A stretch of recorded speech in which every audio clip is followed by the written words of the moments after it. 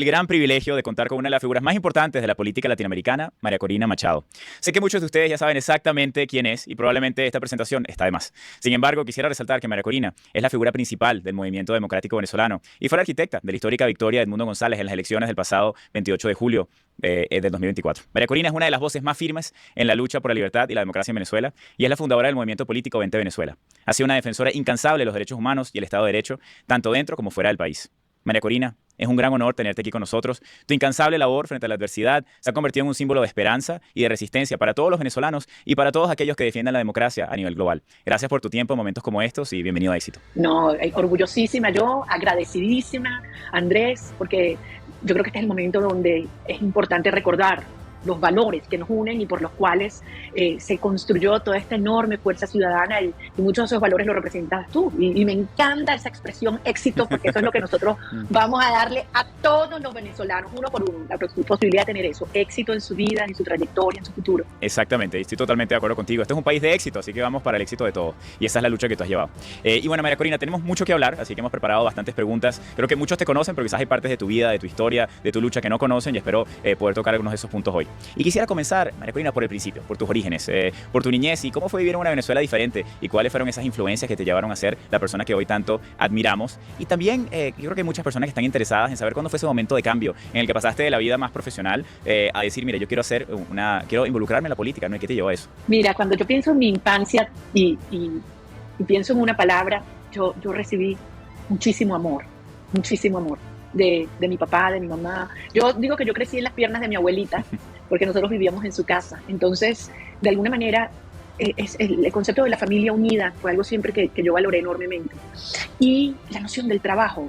Mi papá era esos hombres que se levantaba de madrugada, llegaba tarde en la casa de trabajar, pero siempre, todas las noches, se sentaba con nosotros, nos hablaba, nos echaba cuentos. Y todos los cuentos tenían siempre un aprendizaje moral. Todo. Y eran los cuentos de los indiecitos, mi papá echaba broma con él, eran cuentos de indiecitos, ¿no? Y eran Coriqui, Naniqui, Tetequi. Ese era mi papá. Pero fíjate, fue todo lo largo de mi vida una presencia muy cercana y siempre un referente ético. Y si algo mi papá me decía, o sea, nosotros nos debemos a este país. Sí. Todo lo que somos es gracias a Venezuela y yo creo que fue lo que yo sentí y viví en mi familia, ¿no? Entonces, yo nunca me imaginé meterme en la política, más. Yo decía primero astronauta, no sé qué político, ¿no? Yo creo que yo soy de esa generación que más bien crecimos con mucho rechazo a la política y los políticos. Grave error, porque después la vida me hizo darme cuenta que la política es servicio y te permite tocar muchas vidas y que la diferencia entre tener buenas personas en el servicio público o malas personas puede tener un impacto enorme en el destino de una sociedad. Y yo creo que esto es una de las lecciones de estos tiempos, ¿no? Debemos tener a los mejores seres humanos, los mejores ciudadanos dedicados a la política y al servicio público. Y que sea previsto además y que sea entendido como un gran honor en una sociedad. Seguro, y esa visión me encanta y gracias por compartirlo. Y eso es contagioso, María Corina. Tú me has contagiado a mí a pasar y pensar más en el servicio público y espero que este sea el comienzo de muchas cosas que podamos hacer juntos. Así que lo estás logrando, éxito. Totalmente. Entonces, no vengan a competir conmigo ahorita, después presidente después, primero yo. Estoy acá para ayudar y apoyarte. Bueno, mira, y gracias por compartir eso. ¿Y cuál fue el momento? Creo que muchas personas se preguntan, ¿hubo algún momento donde recuerdas que dijiste, wow, me tengo que dedicar a la política? ¿O fue una progresión? ¿Recuerdas cómo fue eso? Yo creo que en la vida las cosas te van llevando unas a otras, ¿no? Las que vas tomando decisiones. Mira, yo soy la mayor de 4 hembras. Mi papá no tuvo varones que siguieran su camino. Mi papá era mi adoración. Entonces yo decía, yo le voy a demostrar a este señor que no hace falta tener hijos varones. Y yo estudié ingeniería, me encantaba, pero fundamentalmente por él, por seguir sus pasos, ¿no? Y me imaginaba que yo iba a ser, bueno, empresaria, generando empleo, etcétera.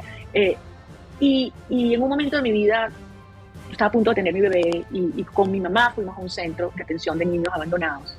Y eso me cambió mi vida, porque estaba en una situación horrible y yo dije, yo no puedo seguir durmiendo mientras esto está pasando cerca de mi casa. Dejé mi trabajo, dejé todo, me dediqué a la Fundación Atenea. Y entonces después eso fue llevando una cosa a la otra, ¿no? Y llegó el momento de las enormes tensiones del 2002 y decir, oye, uno no puede pensar que tú puedes estar en islitas de excelencia en un país que se destruye. Y entonces eso nos llevó a Súmate. Y después estando en Súmate, en un momento dije, yo no puedo seguir quejando que los políticos hacen las cosas mal si yo no estoy dispuesta a hacer ahora. Esa es la verdad. Y entonces dije, ¿sabes qué? Tengo que intentarlo.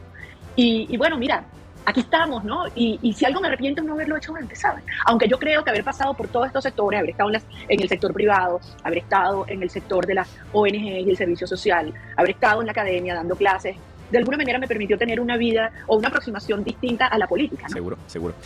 Muy interesante. Y María Corina, sabes que muchas de las personas que están escuchando son emprendedores, son dueños de empresas y pasan y han pasado y están pasando por muchos retos. Y tú sin duda has pasado por muchos retos y sigues pasando por muchos retos hoy en día. Y queremos explorar un poco la mentalidad de esa resiliencia ante los retos. Así que para empezar por ese camino, quería que nos empezaras a contar algunos momentos desafiantes de tu carrera política al inicio. Si recuerdas alguno que quieras compartir con nosotros y algunos momentos en los que quizás pensaste, ¿sabes qué? No lo vamos a lograr y al final lo lograste. ¿Y cómo superaste, no? Esos últimos 100 metros de la montaña, cuando ya pensabas que no llegabas y ya se te acabó el oxígeno, ¿y cómo llegaste? Sí, bueno, yo te tengo que confesar algo, ¿no? Yo sentí que toda mi vida ha sido como nadar en contra de la corriente, ¿no? Y ahorita tú me dices, papá Dios, por favor, un poquito de viento de cola, ¿no? Porque, no sé, quizás eran que yo, tengo un amigo que me dice que yo planteaba las ideas antes de tiempo, que el país como que no estaba listo, ¿no? Pero al final, la clave ha sido, oye, confiar en la gente. Yo tengo tanta confianza en los venezolanos y yo creo que nosotros somos una gente buenísima en términos de una gente aspiracional, el nivel de ese deseo de emprender, de surgir,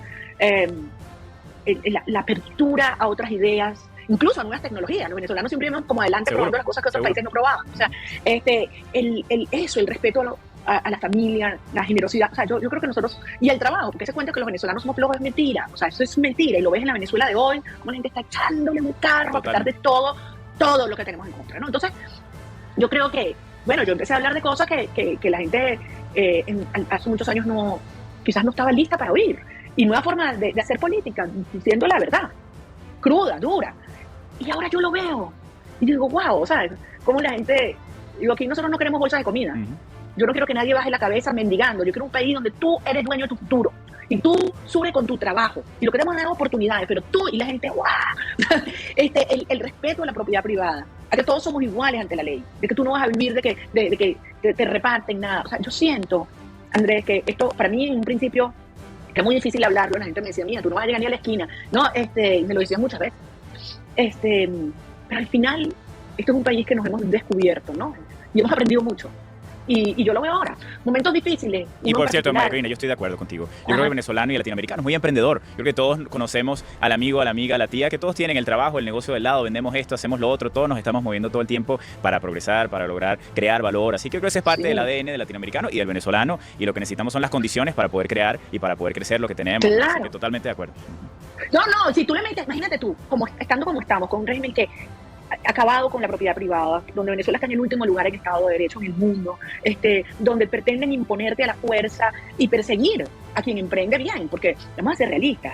Para mí un empresario no es el que hace plata, tú puedes hacer plata fácilmente. Para mí el empresario es el que genera riqueza. Es muy distinto. Y generar riqueza, es generar conocimiento, es generar empleo, es el liderazgo, es crear otros emprendedores y otros empresarios. Y entonces yo creo que eso también lo estamos aprendiendo hoy, Andrés. Entonces, oye, en un país que tú le metas, ¿sabes? Apoyo a esto y que tú tengas, oye, la mejor tecnología, nosotros vamos a tener el internet más rápido del planeta aquí.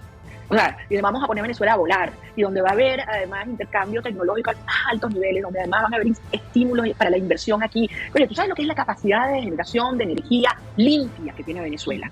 Somos el 11º reservorio de agua del planeta. Tú le metes eso aquí, te traes las grandes empresas de data, etcétera, y tal, la que funciona. No, para este país lo ponemos a volar.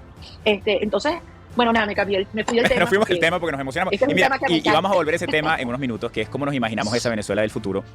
Pero voy a regresarnos al mundo de los retos antes de llegar ahí. Y creo que me ibas a empezar a contar de alguna experiencia en la que sentiste que quizás no lo ibas a lograr, y una experiencia quizás de tu carrera temprana o actual, donde sientes que oye, ¿cómo sacaste esa resiliencia para seguir adelante, ¿no? Mira, yo te voy a hablar de los últimos año y medio, porque yo siento que Venezuela cambió y yo también. Quizás por el hecho de ser venezolana, por supuesto, mujer, donde hay tantos prejuicios, ¿no? Uno tiende a cerrarse. Porque si una mujer llora, ay, mírala, la mojigata esa. Si un hombre llora, ay, pero qué sensible es. ¿No? Entonces, eso te hace cerrarte un poco en este ambiente tan duro, ¿no? Y protegerte. Y bueno, también por proteger a la familia, proteger tu intimidad. Y hace año y medio, cuando no se veía mayor esperanza y la gente nos decía, olvídense, qué cambio político en Venezuela, quizás para el 2030. Yo dije, no, este país está listo más que nunca. Y Andrés, tuve una experiencia, fue en el Estado Vargas, que me marcó. Yo bajaba, yo andaba en mi carro, iba por un edificio, me bajo el vidrio y le digo al vigilante, mire señor, ¿usted me puede ayudar? ¿Dónde está tal edificio? Yo se me quedaba así mirando, ¿tú eres María? Él le digo, sí, ¿por qué? ¿Te puedes bajar? Yo, claro, bajo, sí, y que me abraza con toda la fuerza y me dice, es que tú eres el único instrumento que me queda para que mis hijos vuelvan a Venezuela. Y yo le digo, es que tú eres el único instrumento que yo tengo para que vuelvan los míos. Y nos hemos guindado a llorar los dos. Y yo dije, esta es la fuerza que nos une y esto es indetenible. Sí. Es el amor, pana, es el amor. Sí. Es el amor a la libertad, es el amor a Venezuela, pero es el amor a nuestra familia, a nuestros hijos. Qué bonito. Entonces empezamos a recorrer el país, a despertar el país. Y todo el mundo me decía, esto es imposible, es imposible. No lo vas a lograr. ¿Cómo vas a ganar una campaña sin plata? Lo hicimos sin plata. ¿Cómo vas a ganar una campaña sin medios de comunicación? Yo no hice ni una entrevista. ¿Cómo vas a ganar una campaña sin asesores internacionales espectacular? Todo lo hicimos entre venezolanos, todo. Fue abrir mi corazón, ¿sabes? Los venezolanos que yo abracé me abrieron su corazón y me hicieron abrir el mío. Y de repente yo me veía a mí misma diciendo unas cosas. Mira, tú dijiste eso. y a veces ni siquiera, ni siquiera con tus palabras, porque sé que no tenías dinero durante la campaña, no tenías ni siquiera altoparlantes cuando te movías por Venezuela, y era tu misma imagen, ¿no? Y tus abrazos que le das a la gente, y moverte, tu sola figura ya fue una fuente de inspiración que llevó la campaña a lo que fue, ¿no? Fue una locura, Andrés. Y mira, yo te digo, yo sé que esto van a haber miles de casos de estudios de lo que hemos hecho, pero si se ve como una campaña electoral, te quedas en la superficie. Esto ha sido un proceso de transformación de un país, socialmente, culturalmente, incluso antropológicamente, espiritualmente. Sí. Y había que estar allí para darse cuenta. La gente decía, wow, a mí me lo decían amigos que me acompañaron o periodistas que lo habían visto y decían, es que cuando tú estás ahí, tú te das cuenta, esto es otra cosa. O sea, entrar a un estado y desde que yo pisaba la frontera, el peaje de donde tú estás entrando, eran hilos de carros, de motos, de gente que no paraban recorríamos horas y entonces se sumaban otra gente y venían otros y hacían otros hasta que yo salía. Entonces esto fue una fuerza muy poderosa que al final, al lograr las primarias, nos demostró que tenemos que confiar en nosotros, nuestra capacidad organizativa y de movilización, y confiar unos en otros. Al final, la clave de este movimiento es la confianza, y eso es porque hemos estado aferrados a la verdad. Y quizás eso es una perfecta transición, María Corina, para hablar de un tema que me parece muy interesante conversarlo contigo, que es cómo lograr la diferenciación. Hay muchos dueños de empresas, emprendedores, personas que escuchan esto, que quieren diferenciar sus empresas, sus ofertas y piensan, ¿cómo lo hago, no? Y lo que es increíble de ti es que Venezuela ha visto pues muchas figuras políticas, pero tu liderazgo ha sido sin duda diferente. La gente ha conectado contigo de una manera que pues es indescriptible, ¿no? Es una energía que tú comunicas que creo que a todos nos contagias, comenzando con todos los que estamos acá. Así que eso te hace muy especial. Y quería preguntarte, ¿cómo crees que te has diferenciado como líder en un escenario tan complejo, ¿no? Y qué es ese enfoque único que tienes tú. Quizás es la verdad, como dijiste, quizás esa es tu bandera, pero ¿cuál es esa bandera? ¿Cómo lo lograste? ¿Y cómo lo sigues logrando todos los días? Mira, yo creo que he podido desarrollar algunas destrezas y habilidades, ¿no? Una es que yo creo que yo soy muy buena armando equipos. Okay. Buscando gente espectacular, ¿no? Y cuando yo veo a alguien con talento que digo, este tiene que estar aquí, no lo suelto. Y tuki, hasta que lo logramos traer, ¿no? Y no es fácil, porque en el caso nuestro, además no pagamos, son voluntarios. Entonces, ha habido gente que ha dejado trabajos remunerados por venir a ser parte de esto, donde no le pagas y donde además arriesga su vida y su familia. No es fácil, ¿no?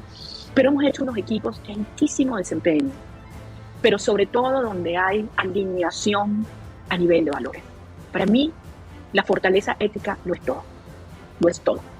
Y yo creo que esto es algo que me hizo en algún momento mucho más difícil avanzar, porque incluso a la hora de buscar apoyos económicos, que nos estábamos comiendo un cable literalmente. Y me pasó varias veces que llegaba gente a ofrecernos y decía, gracias, pero no gracias. Porque no tenía la seguridad de que fueran recursos absolutamente transparentes, limpios.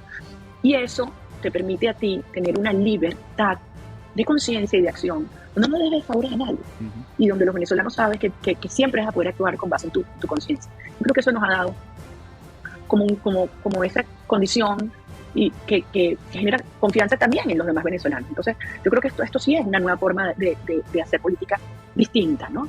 Y eso pasa tampoco, porque esa dinámica de estar ofreciendo lo que tú sabes que no vas a poder cumplir, que ha pasado muchas veces en la política, no solo en Venezuela, alrededor del mundo, a mí me parece que es ofensiva. es tratar a los ciudadanos como si fueran brutos o ignorantes. Y yo parto de la base del respeto profundo, porque además yo aprendo de los venezolanos.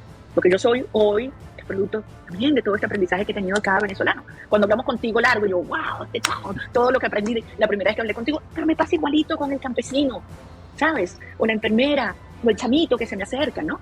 Entonces, yo creo que ahí hay claves importantes para la política y para cualquier emprendimiento que uno tenga en la vida. Seguro. Y me llevo algunas muy buenas notas, ¿no? Uno, crear equipos comprometidos, que era uno de los tópicos que quería conversar contigo, porque lo he visto. Las personas con las que he hablado, que trabajan contigo, María Corina, son espectaculares. Y ha sido... Ya va, se me congelaste. No te escuché la primera... Sí. ¿Qué tal? Estoy de vuelta. Sí, ya sí, ahora sí. No, te quería decir que tomé algunas notas de algunas de algunos de estos puntos o claves, ¿no? Para lograr la diferenciación que has tenido. Y el primero que decías era crear equipos comprometidos, y quiero solo validar completamente eso, porque las personas que he conocido en tu equipo son espectaculares, magníficas, comprometidas, 24/7 además, no hay horas del día para trabajar, para hacer esto, y no están trabajando, están realmente teniendo una realización personal a través de su propósito de vida junto contigo, ¿no? Por el país, y eso es algo muy diferente a tener un trabajo de 9 a 5, y eso se siente cuando hablo con cada una de las personas. Así que bueno, te adelantaste a otro de los temas que quería hablar contigo, porque me ha impresionado mucho los equipos que has creado y la manera de liderar que tienes, pero también hablaste de alineación de valores, que me parece muy importante. He sentido lo mismo de todo tu equipo. Hablaste de hablar con la verdad, ¿no? La verdad siendo como eso tan importante y que hacía quizás falta en Venezuela, porque hay una desconfianza tan grande de todo el espacio político, y tú has logrado crear un ambiente de confianza hacia ti, ¿no? Y hacia las personas que están contigo. Escuchándote, creo que hay un elemento fundamental para toda la sociedad y los equipos que es el mérito, ¿sabes? El mérito. El que la gente sepa que va a depender de ti. Y en ese sentido ser muy justa. Yo trato de hacerlo todo el tiempo, y yo creo que eso es lo que Venezuela como sociedad necesita para volvernos verdaderamente competitivos en todos los sectores, ¿no? Y bueno, creo que estamos avanzando en ese sentido. A nivel de los valores de los venezolanos, yo te digo, Andrés, yo creo que estamos más fuertes que nunca. O sea, yo creo que los años de hambre nos han hecho más generosos que nunca. Sí.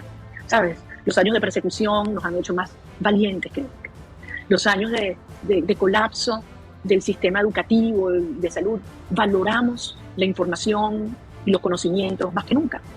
La separación de nuestros hijos ha hecho que la familia la valoremos más que nunca. O sea, que yo creo que nosotros somos una generación de venezolanos, todos los que estamos de distintas edades, maravillosa, fortalecida y lista para construir esta gran nación. Bueno, estoy muy de acuerdo e inspirado de nuevo por ti. Y bueno, y muchos otros, María Corina, y con eso transiciono a que tú, más que otra cosa, has creado un movimiento, ¿no? Y todos somos parte de ese movimiento, y has logrado movilizar no a miles ni cientos de miles, sino millones de personas dentro y fuera del país, con tu energía, con lo que tú dices y la verdad que hablas, cómo te comunicas y lo que expresas, ¿no? Y quería, un poco desde tu punto de vista, que nos hablaras un poquito sobre cómo piensas que tú lograste captar esa atención y el apoyo de tantas personas, especialmente en un ambiente tan difícil, ¿no? De censura, de represión, y cómo te mantienes tan activa y tan relevante en tiempos tan difíciles. Y por cierto, de nuevo, para muchas personas que escuchan esto, que son dueños de empresas, emprendedores, que quieren movilizar a otras personas hacia sus ideas, productos, sueños, ¿cómo lo lograste tú en un ambiente tan difícil donde tenías todas en contra, y cómo lo sigues haciendo todos los días? Sí. Bueno, algo ya te he ido adelantando, ¿no? Yo creo que yo he vivido esto antes y después del 28 de julio, obviamente, porque mi vida hasta el 28 de julio era, a pesar, como tú dices, de las amenazas y las restricciones, yo estaba todo el tiempo en movimiento, o sea, recorriendo todo el país con miles y miles y miles de personas que a su vez tenían otros tantos seguidores, ¿no? Y realmente, cuando tú piensas que el 28 de julio hubo más de 1 millón de personas con tareas específicas desplegadas por toda Venezuela, incluso fuera, porque muchos venezolanos que no podían votar o que no pudieron participar directamente en la elección estaban operando en call centers, en actividades logísticas, buscando recursos, buscando equipos. O sea, fue una cosa monumental, ¿no? Y esa, ¿cómo tú dices cómo se logró? Porque esto no eran personas que se les estaba pagando, no es que estabas gastándote, como muchas campañas políticas, millones de dólares al día en publicidad. No, o sea, todo el playbook de política, oye, que se ha visto antes, no lo tuviste, ¿no? Y tuviste que inventar un playbook totalmente nuevo de cómo crear un movimiento. Así que esa es la parte que yo creo que a todos nos parece tan interesante, ¿no? Sí, y tú tienes que agarrar ese librito de cómo se hacía política en Venezuela y mira, es así, porque nada de eso es verdad. Eso es otro mundo ahora. Sí. Esto cambió. La gente sabía que no había medios de comunicación, o que los que habían estaban totalmente controlados por el régimen. Entonces la gente buscaba la información. La gente quería estar informada. Una cosa que me impresionaba muchísimo, Andrés, yo iba a lugares donde no había internet, donde no había medios, etcétera, y de repente un chavo me decía, no, pero es que tú ayer dijiste tal cosa. ¿Cómo te enteraste que aquí no hay electricidad? No, porque es que mira, a las 7 de la noche llega la señal cuando yo me encaramo allá en la copa de aquel árbol, y mi hermano que está afuera en Perú me informa lo que aquí está pasando. Y yo, wow. O sea, era increíble. no había transporte público, cortaban el transporte público, quitaban la gasolina cuando nosotros viajábamos alrededor del país, cerraban las estaciones de servicio a lo largo de las autopistas y las carreteras para que yo no llegara. Y la gente me sacaba los tubitos así, las botellitas de gasolina para poder seguir. Y decía, al final la gente llegaba a pie. Yo encontraba gente que me decía, no, yo arranqué esta mañana para llegar aquí para verte. Y yo, Dios, y para vernos, y para abrazarnos, ¿no? Y esto fue creando también, debo decirlo, una épica donde la gente se asumió la causa como propia. Sí. Es muy hermoso porque cuando yo preguntaba, mira, ¿para quién va a defender tu voto? ¿Quién va a defender tu voto? La gente me contestaba, pero gritado al unísono, yo. Hace poco tiempo te hubieran dicho el CNE, los testigos, los partidos políticos, yo. Entonces, ahí es donde yo veo un cambio fundamental en la sociedad venezolana, que es la responsabilidad individual en tu destino, en tu futuro. Y yo creo que esto aplica para todos los proyectos, ¿no? Cuando las personas sienten que es su proyecto, su causa, tiene una disposición a innovar, a arriesgar, a entregar, que es otro nivel. No hay plata que pague eso. Seguro. Bueno, se está logrando, María Corina, y yo creo que se ha logrado, porque hemos llegado hasta acá y se ha creado pues un movimiento gigantesco a nivel no solamente dentro de Venezuela, sino a nivel global. Yo creo que eso lo vemos en las redes todos los días, de lo que está pasando a nivel global, en todas las esferas. Y yo creo que hay una gran pregunta que muchos se hacen, que es que ¿qué viene ahora, no? ¿Cuál es el próximo paso para esto? Yo creo que, ¿y cuál es la mejor estrategia en los próximos meses de aquí a enero para lograr un cambio real en Venezuela? Que podemos tener una transición democrática, ¿no?, del poder. Y también muchos se preguntan, ¿qué puedo hacer yo, ¿no?, para ayudarte, para ayudar a este movimiento todos los días? Entonces, bueno, me encantaría explorar un poco tu estrategia y tus ideas de qué deberíamos hacer como sociedad de acá al 10 de enero y también qué puede hacer cada individuo que está escuchando este podcast para apoyarte y para que ese cambio ocurra. Me encanta esta última pregunta y la respuesta es muchísimo. Tú, todo lo que me estás oyendo es muchísimo. En primer lugar, aquí.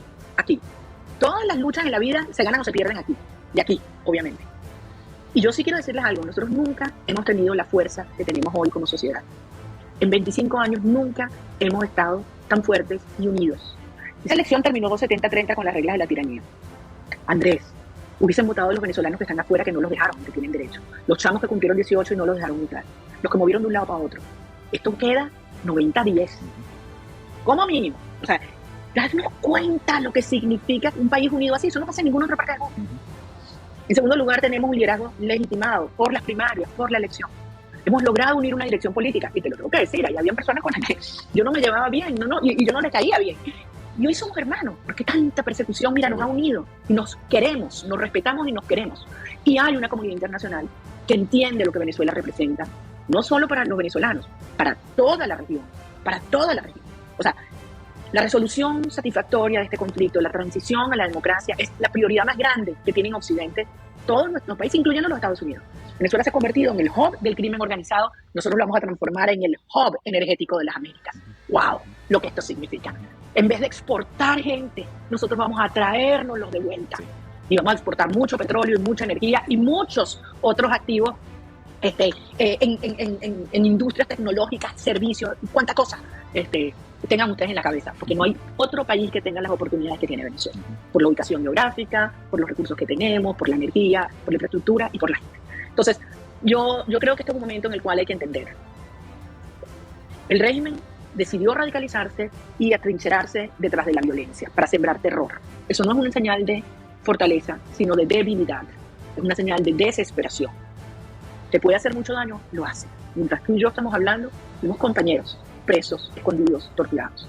Niños, 68 niños que han sido quemados, que les han aplicado electricidad, que los han golpeado, solamente porque estaban protestando o porque estaban pasando al lado de una protesta. Entonces, son criminales, así lo ha dicho la Comisión Interamericana de Derechos Humanos y las Naciones Unidas. Se han cometido crímenes de lesa humanidad. Ahora, ¿en qué momento podemos lograr una negociación que avance una transición? En el momento que el costo de quedarse en el poder sea más alto que el costo de salir del poder.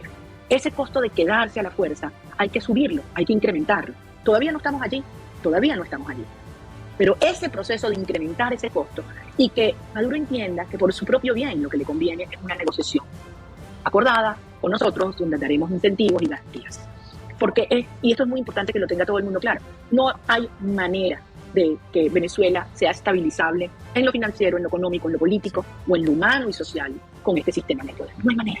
Esto que se ha iniciado no tiene vuelta atrás y a todos nos conviene que podamos avanzar lo antes posible hacia esa transición. Seguro, seguro. Gracias, María Corina.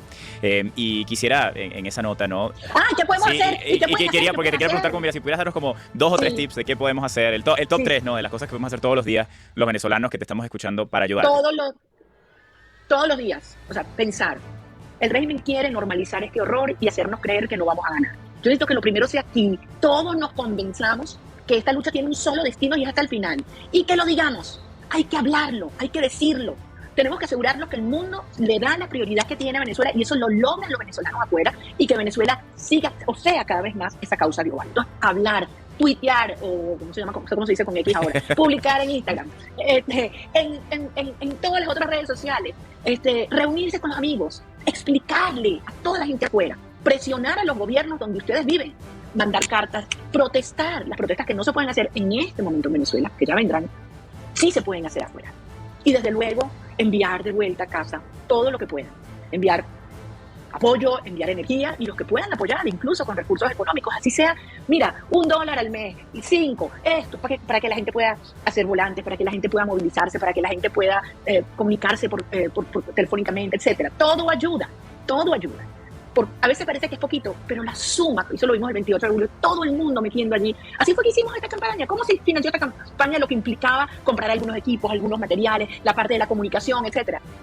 Eso fue la gente más humilde sacando de su bolsillo, poniendo lo que tenía en su casa. Es una cosa extraordinaria, la gente llevándole la comida. Nosotros no tenemos plata como siempre se hacía en las elecciones, claro, para la comida de los testigos. Claro. ¿Qué hizo la gente? Se llevó 2 arepas, se llevó 2 empanadas, una para ti y otra para el otro. Una belleza. Así que es mucho lo que pueden hacer ustedes. Y los necesitamos, porque los queremos de vuelta, por cierto, rápido. Perfecto. Eso es gracias por esa guía práctica de todo lo que podemos hacer. Y creo que quedó muy claro. Y bueno, María Corina, también muchos queremos conocer más de ti como persona. Y queremos explorar un poquito el lado humano de tu liderazgo, ¿no? Y yo creo que ser una figura pública hoy en día es dificilísimo, agotador en Venezuela, ¿no? Y lo que tú has hecho, y bueno, tú estás en clandestinidad, de lo que tú puedas compartir. Yo creo que nadie sabe dónde estás ahora y te has tomado este espacio para conversar con nosotros, que es increíble. Lo sigues compartiendo tu tiempo desde el lugar donde estás hoy en día. Tu equipo está además, tiene 220, 230 días creo, en la Embajada de Argentina, que creo que no han visto a familia, amigos, no han podido salir de allí, haciendo un sacrificio personal increíble, con retos de comunicación, retos de luz, agua, teléfono, telefonito, todos los retos que te puedas imaginar. ¿Cómo estás tú y el equipo sorteando estos retos todos los días? ¿Y cómo te sientes a nivel de tu salud mental, a nivel de tu fortaleza interna? Fíjate, y cientos de compañeros detenidos. Muchos de ellos, sus familias no los han podido ver. A ninguno le han permitido tener su abogado propio. Les han impuesto un abogado por la propia tiranía, que todos sabemos que lo que busca es perjudicarlos aún más. Y mucho miedo de los que no sabemos cómo están, con problemas de salud, que no los atienden. O sea, esto es una circunstancia nunca vista en Venezuela, este nivel de maldad y de crueldad. Y en mi caso, me han acusado de terrorismo, dicen que yo soy prófuga de la justicia, que me están buscando, que me van a conseguir. Eso es lo que lo dicen públicamente, ¿no? Entonces, al final, uno intenta encontrar la fuerza en estos momentos, en las condiciones, y en la confianza, y en la gente, y en ver lo que hemos logrado. O sea, porque ahora te tratan de decir, no, que es imposible que ustedes puedan cobrar. Bueno, me dijeron que era imposible hacer la elección, me dijeron que era imposible ganar, me dijeron que era imposible demostrar la victoria, y todo lo imposible que decían, lo hicimos posible. Entonces, yo creo que este es un momento donde uno tiene que volver a concentrarse en esas cosas en las que creemos que nos movilizaron a esto, el profundo amor hacia Venezuela, hacia la libertad, hacia nuestros hijos. Yo todos los días hablo por esta vía con cientos y cientos y cientos de personas que están luchando en todo el país. Y yo digo, bueno, voy a hablar, a darle ánimo al equipo de Falcón, y son ellos los que me dan ánimo a mí. Yo digo, wow, esta gente es. Entonces, es muy hermoso, muy poderoso, es muy duro, sí. Y yo creo que estos golpes en este proceso es lo que nos ha ido haciendo también más recios. Sí. Creo que no había una generación mejor preparada para construir la nueva Venezuela que las nuestras. Bueno, nos tocas a todos el corazón con esas palabras, María Corina. Y si tú lo puedes hacer, mira, todos los retos que se nos presenten, a todos los que estamos escuchando, no son nada comparado con lo que tú pasas todos los días. Así que tu ejemplo es una inspiración para todos. Quiero que lo sepas. Y bueno, este espacio se llama Éxito, así que no quería dejar y concluir este espacio juntos, ¿verdad? Sin explorar cómo será el éxito en Venezuela, ¿verdad? Y cómo nos imaginamos ese país que puede ser, que tiene todos los recursos naturales que podríamos imaginar, ¿no? Que tiene un talento humano increíble, que tiene 8 millones de venezolanos venezolanos afuera que van a volver y que van a crear y generar valor junto con todos los que están en Venezuela, que creo que hay tantos activos que tenemos como país, ¿verdad? Que tenemos que poner a trabajar y nos encantaría escuchar cómo te imaginas esa Venezuela del futuro una vez que haya una transición hacia una democracia y un Estado de Derecho y una Venezuela libre. Luminosa, y creo que la palabra mejor es eso, éxito, porque fíjate, yo siento que estos años nos han dado, ¿sabes?, esos aprendizajes y esas lecciones para darnos cuenta lo que realmente hace un país próspero. O sea, tener petróleo bajo el suelo no es riqueza. Tener minas de todos los minerales imaginables, eso no es riqueza. La riqueza está aquí en el conocimiento y en los incentivos que diseñemos juntos para que podamos entregar todo lo mejor de nosotros para construir un gran país. Y como tú dices, aquí está todo por hacer. Todo por hacer.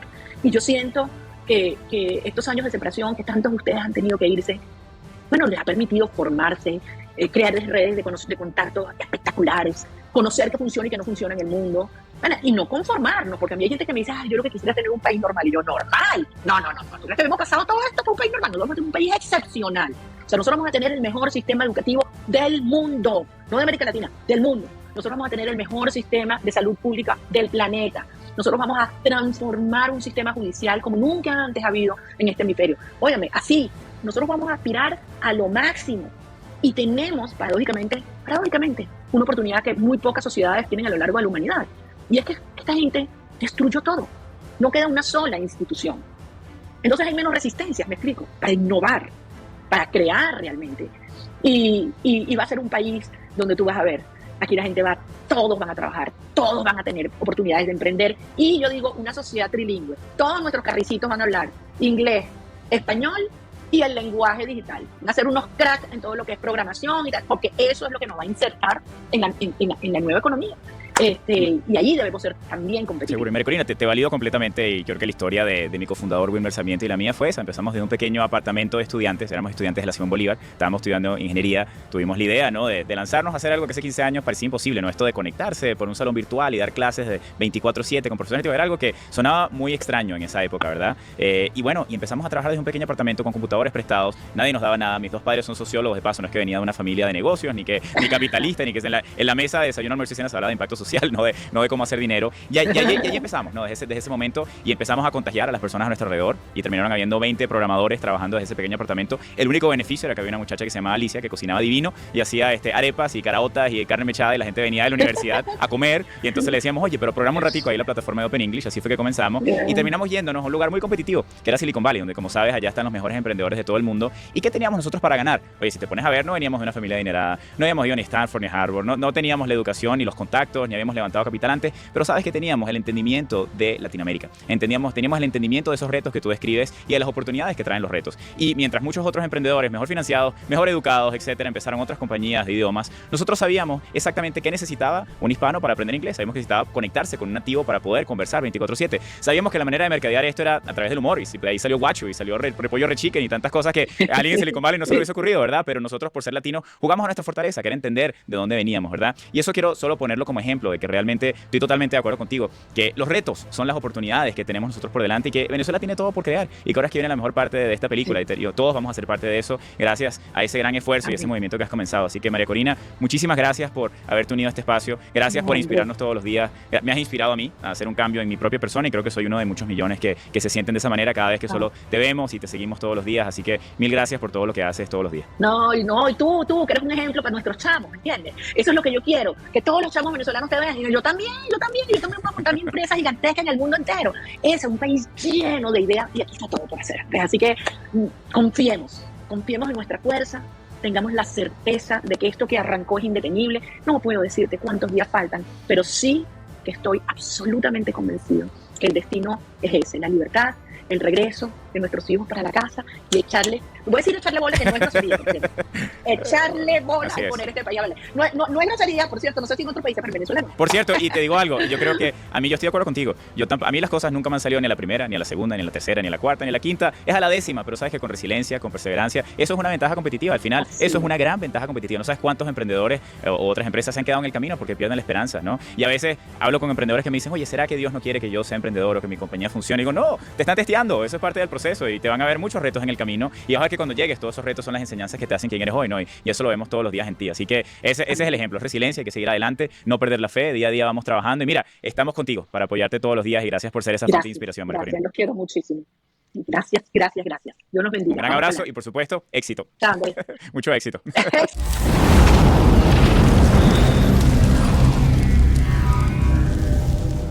Hoy vamos a entrevistar en la sede central de la agencia EFE a Edmundo González Urrutia. Edmundo González Urrutia es el líder opositor, el candidato a la presidencia de Venezuela, el presidente electo de Venezuela para mucha gente después de los resultados de las elecciones presidenciales celebradas el pasado 28 de julio en Venezuela. Sin embargo, por así decirlo, la bola está en el aire. ¿Qué ha de ocurrir de cara al próximo 10 de enero, la fecha en la que se produciría la proclamación e investidura del presidente de Venezuela para los siguientes 6 años? Hoy nos acompaña en una entrevista que es posible gracias al propio equipo de prensa de Edmundo González Urrutia y también a las gestiones del despacho del abogado Javier Cremades. Edmundo González Urrutia, hola, muy buenos días. Muy buenos días, Miguel Ángel. Un gran gusto estar aquí en las oficinas de EFE, que me tienen sorprendido y admirado en las instalaciones que tienen acá. Muchísimas gracias. Es la sede de una empresa periodística que no trabaja para España, trabaja para el mundo y de manera muy especial para toda América. Por tanto, lo que hoy usted diga tiene una resonancia especial porque llegará a cientos de destinos, ya sea en medios de comunicación, instituciones, empresas, organismos de todo tipo. Gracias, por tanto, de nuevo por esta entrevista. Cientos de destinos y millones de lectores y de usuarios.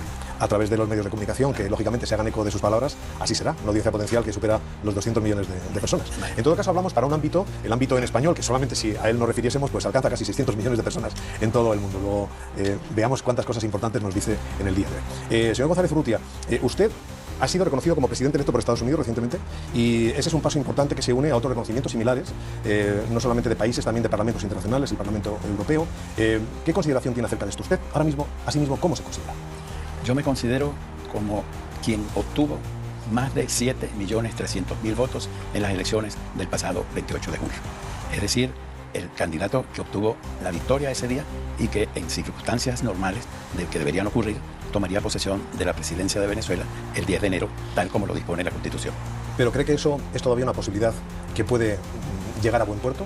¿Una posibilidad real o es yo confío que sí. Yo confío que ese día vamos a tomar posesión del cargo y para eso estamos preparados y estamos trabajando. Tan solo hace unas horas hemos sabido de la convocatoria de una gran marcha, de nuevo en Venezuela, en Caracas, para el próximo domingo día 1, convocada por ustedes, por los partidos que configuran la oposición y en concreto lanzada públicamente por María Corina Machado. ¿Usted en qué medida también está activo? ¿Van a hacer algo también en España como eco de esa manifestación del próximo domingo? Yo entiendo que va a ser una manifestación en Venezuela y en todas partes del mundo. Así que también en Madrid estaremos presentes en esa manifestación. ¿Qué apoyos creen que tienen en el mundo? ¿Qué parte del mundo? Y en concreto, dentro del mundo, ¿qué parte de España usted siente que le ofrece todo su aliento para conseguir su objetivo de llegar a la presidencia? Si yo lo midiera por la cantidad de expresiones de afecto, de cariño y los saludos que me dan cada vez que yo salgo a caminar por Madrid, yo te digo que allí estaría garantizado.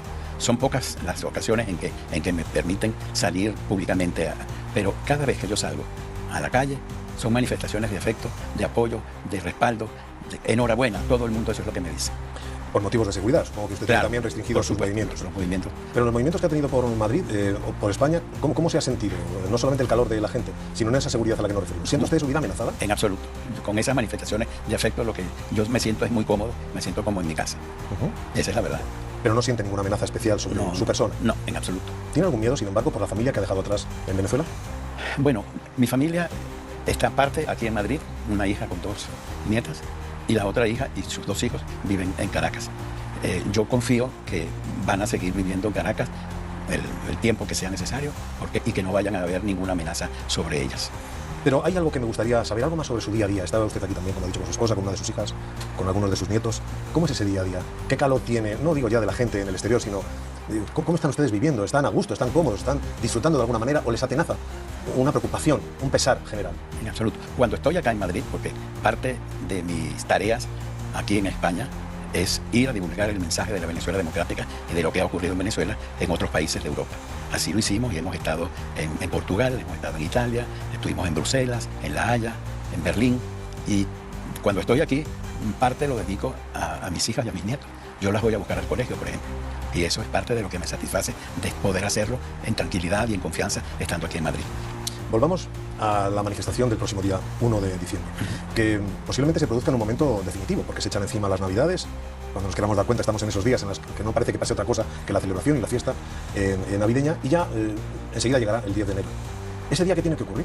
De acuerdo a los deseos de toda esa oposición que congregó millones de votos en las elecciones del 28 de julio. Ese día tendría que ocurrir que el presidente que obtuvo la victoria en las elecciones del 28 de julio, que obtuvo más de casi 8 millones de votos, tome posesión en los términos que está estipulado en la Constitución. Eso es lo que en circunstancias normales tendría que ocurrir. Pero el señor Nicolás Maduro estará allí y usted estará aquí. ¿Cómo será eso? Bueno, en algún momento yo tengo que regresar a Caracas, sea para eso o para cualquier otra cosa. ¿Se plantea, por tanto, la posibilidad de regresar a Caracas para esas fechas del 10 de enero? Sí, por supuesto. ¿Lo tiene ya bien armado con su equipo, con el equipo de la oposición, con el equipo que aspira a la presidencia y del que usted será el líder? Imagino que no es una decisión fácil. Por supuesto que no. Lo que no tengo es boleto todavía, pero sí en planes están allí. Los planes están en regresar a Caracas para el 10 de enero y tomar posesión del cargo ese día. Bueno, habrá un pulso, una tensión, ¿no? Saltarán chispas, porque es posible imaginar que Nicolás Maduro diga, vale, me voy. Es lo que debería ser, es lo recomendable, por el bien del país, por la salud de todos los venezolanos, que se vea una transición en paz, en tranquilidad, como acaba de ocurrir en Uruguay. El candidato de gobierno perdió las elecciones y ya se está hablando de la transición y de la toma de posesión del candidato ganador. Eso es lo normal en la democracia. Unos ganan y otros pierden. Si no me equivoco, apenas unos días después de que sea proclamado e investido el presidente de Venezuela, lo será Donald Trump en Estados Unidos. Sí, toma posesión el 20, creo. El 20, es decir, solo 10 días después. ¿Ha podido hablar usted con el presidente electo norteamericano? No. ¿Su equipo ha hablado? Nuestros equipos están en Washington, estarán en contacto con los equipos de él, pero no hemos hablado directamente. ¿Qué importancia tiene en su camino hacia la presidencia venezolana la nueva administración Trump en Estados Unidos? Bueno, será una nueva administración que tendrá sus planes y proyectos con respecto a Venezuela y esperamos que puedan contribuir a una transición en paz, moderada, que tenga el futuro de los venezolanos como objetivo. ¿Piensa que podría haber algún tipo de acuerdo entre las administraciones americana nueva de Donald Trump y el régimen venezolano? Devolución de migrantes a cambio, por ejemplo, de comercialización de petróleo. Los hidrocarburos son fundamentales en la vida diaria de Venezuela y es una manera de salir también de la pobreza. ¿Puede haber algún tipo de acuerdo que a usted le lastime sus pretensiones a la presidencia? Mira, no estoy pensando en eso en este momento. Esas son planes que se pueden dar, pero no quiero planteármelo en hipótesis. La verdad es que usted ha sido, como decíamos al principio, reconocido como presidente electo por varios parlamentos, gobiernos, ha logrado el premio Sájarov. En muchos círculos es considerado el presidente electo de Venezuela. Hábleme de España. ¿Qué siente por parte del gobierno de España, del gobierno de Pedro Sánchez? ¿Cuál es el papel que está desempeñando en su actual situación?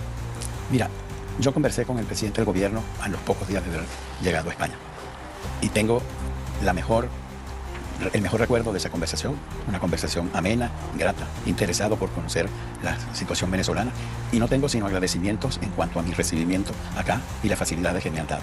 Yo solicité el asilo político en España y ese asilo político se está tramitando por los conductos regulares. Sin embargo, su venida estuvo también envuelta en cierta controversia política. Ya sabe que aquí Venezuela, en España, casi se considera en ocasiones una cuestión propia, ¿no?, del combate político en España. Y hubo quien quiso ver en esa petición de asilo y en las facilidades ofrecidas por el gobierno de España una manera de ayudarle casi más al régimen de Nicolás Maduro que a usted mismo, una especie de blanqueamiento del gobierno de Maduro.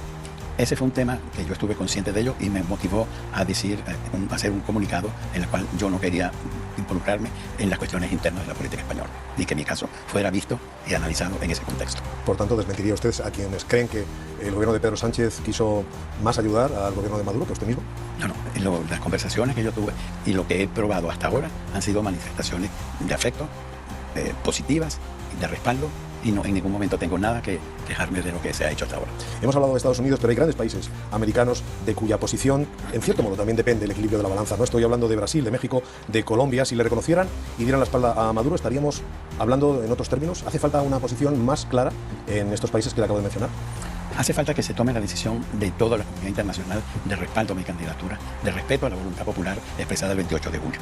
En el marco de la OEA hay también esa inquietud y de varias organizaciones internacionales que han expresado igualmente el respeto por los resultados y la soberanía del pueblo venezolano. En cada uno de estos países, Brasil, México, Colombia, ahora mismo los gobiernos son gobiernos inclinados hacia lo que podríamos llamar, lógicamente, el progresismo. La profesora Sheinbaum, Petro, Lula, ¿están bien posicionados en la posición con respecto a Venezuela? ¿Creen que falta algo de energía para determinar claramente que la balanza de inclinarse en favor de una posición que obtuvo los resultados que usted asegura haber obtenido? Mira, yo lo que siento y lo que percibo son manifestaciones de respaldo, de respeto a la voluntad popular de los venezolanos. En ese sentido, yo estoy muy de acuerdo con las gestiones que se están haciendo y ojalá que sean más firmes y ojalá que puedan llevar a buen puerto estas disposiciones de estos gobiernos. ¿Cómo está usted siguiendo los acontecimientos que se viven en la Embajada Argentina con los 6 opositores refugiados en ella? Con mucha preocupación porque conozco a varios de ellos, he conversado con ellos cuando estaba en Venezuela y es una situación absolutamente ilógica lo que están pasando, cortes de electricidad, cortes de suministros de agua, una vigilancia que les impide el acceso de suministro. Entiendo que se está suavizando eso, pero todavía hasta anoche o hasta ayer habían cortes en la electricidad y eso poco dice del talante democrático del régimen. ¿Usted cree que debería intervenir la comunidad internacional de una manera más taxativa para tratar de conseguir que estas personas salieran de la embajada con todas las garantías y pudieran tener otro tipo de refugio? Entiendo que se está haciendo. Ya yo he visto algunas reacciones de algunos gobiernos en ese sentido, haciendo un llamado para que cesen estas medidas que no son para nada aceptables en términos del derecho internacional. Tenemos un precedente importante en el ámbito internacional, que fue lo que ocurrió en Ecuador con la entrada en la embajada mexicana, que puso en cuestión de alguna manera las fórmulas, los convenios internacionales en cuanto a la protección de las personas que se refugian en legaciones diplomáticas. Y fue repudiado completamente por la comunidad internacional. Y algo de eso de ocurrir, que espero que no, sería en el caso de este también de la embajada. ¿Teme que pueda ocurrir algo por el estilo? Mire, cuando un gobierno está desesperado puede acudir a cualquiera. Yo confío y aspiro que no sea eso, que no sea ese el caso. Todos ustedes, la oposición venezolana, está sometida, digamos, a esa presión con acusaciones graves sobre delitos cometidos contra el ordenamiento penal venezolano. De hecho, la Fiscalía venezolana ha abierto una investigación contra María Corina Machado para imputarla por haber supuestamente apoyado, por ejemplo, las sanciones internacionales. ¿Cómo ven esta persecución, esta presión a través de los mecanismos de la justicia venezolana? Mira, contra mi persona incluso han habido acciones de ese tipo, completamente absurdas y que no tienen base alguna. Esa es parte de la campaña que tiene el Ministerio Público hacia nosotros, los candidatos, el candidato de la oposición y la líder de la oposición venezolana. Si usted volviera para el 10 de enero, ¿asume que puede ser detenido a lo mejor? Confío que no. ¿Pero está preparado, familiar, personalmente, para una situación así? Estoy moralmente preparado. ¿Cree que Nicolás Maduro ha pasado ya un punto del no retorno en esta situación? Desde hace tiempo ha hecho varias cosas que uno puede interpretar como que están en un punto de no retorno. Las mismas acciones contra los refugiados en la embajada de Argentina en Caracas es una expresión de ese mismo desespero que hay. Las acciones contra María Corina, el asedio que le tienen contra ella, eso no forma parte de la cotidianidad de la política venezolana. Esas son expresiones más bien de una debilidad. Si de acuerdo a los datos de las elecciones, con esa amplia victoria que ustedes defienden que se produjo en las elecciones del 28 de julio, de ser eso así, ¿quién sostiene a Maduro en el poder? ¿Cuáles son sus verdaderos resortes, los que le aguantan en el poder a Nicolás Maduro? Yo lo que sé son los más de 7 millones de votos que respaldan mi candidatura.